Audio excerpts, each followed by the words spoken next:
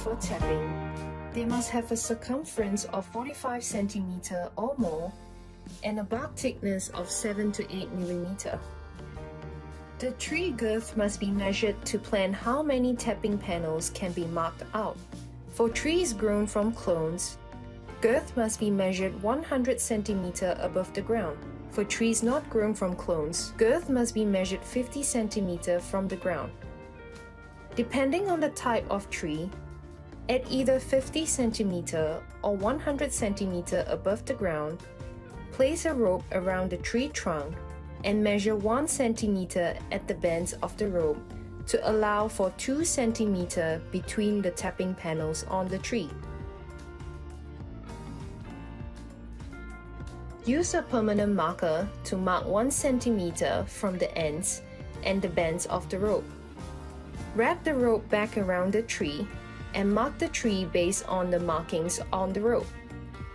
This shows where the tapping panels will be and mark them by making lines on the tree. Using a plastic template, make a cut of about 20 to 30 cm in length on the tapping panel of the tree. The height of the tapping opening must be 130 cm from the ground. Latex vessel flow from top right to bottom left on a tree. Cuts must be made across the vessels, from top left to bottom right.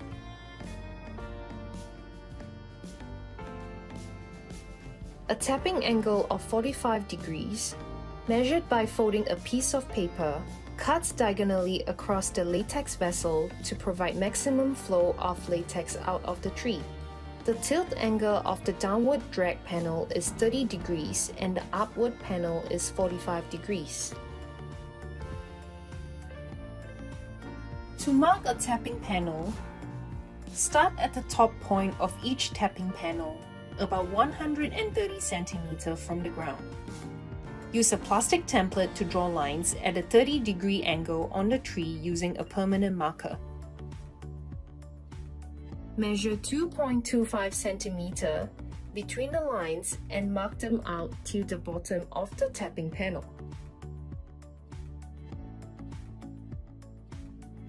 Mark 13 lines so that there are 12 big strips, one for each month. Then, cut each strip into 10 fine strips of about 1 mm each for each tapping.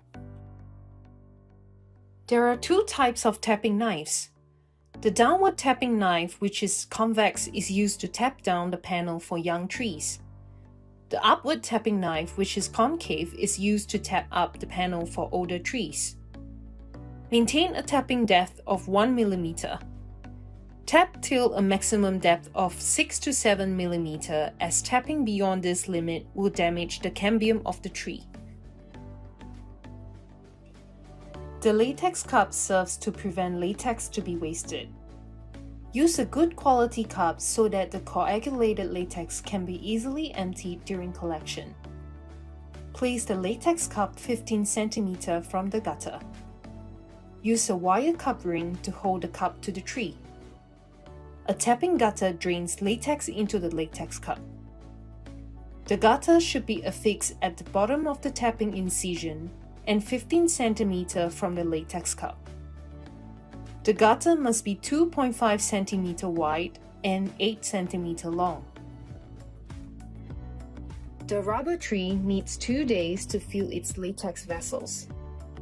If tapped too often, the quality and volume of latex become low. Tapping must be done every 3 days.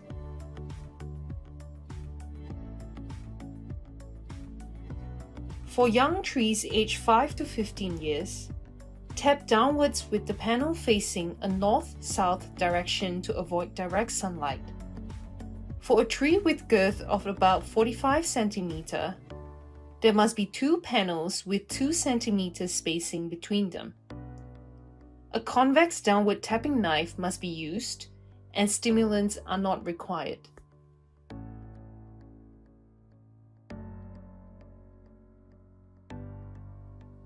For trees older than 15 years, tap upwards on the panel. There can be 3 to 5 tapping panels all around the trunk with about 2 cm horizontal spacing between them. Maintain a vertical distance of 15 cm between panels one above another. The maximum tapping height is 3.25 meters from the ground. A concave upward tapping knife attached to a wooden pole must be used and stimulants may be applied.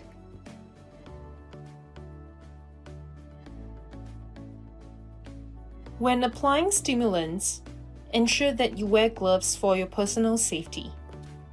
To use stimulants, you will need a bucket, a brush, and a stick.